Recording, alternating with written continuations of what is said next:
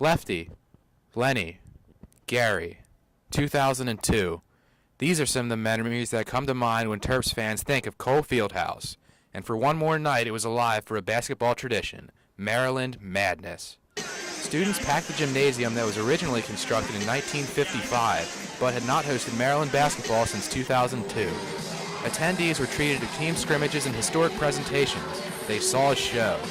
I absolutely loved it. I had so much fun. I went with my friends, and I thought it was just really cool. It was more intimate.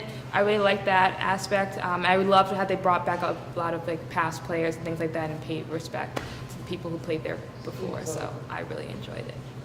But not everyone was pleased with the proceedings. I think they spent too much time on the history of Cole, which turned some of the students off.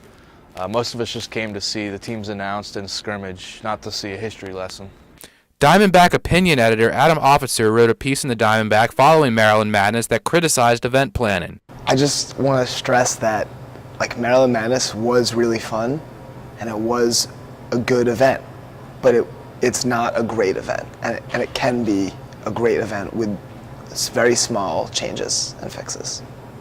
I'm standing where Maryland basketball made history in 2002, and many people were excited to come back to this spot for Maryland Madness this year. But for some, the anticipation of a Maryland Madness at Cole Fieldhouse did not live up to reality.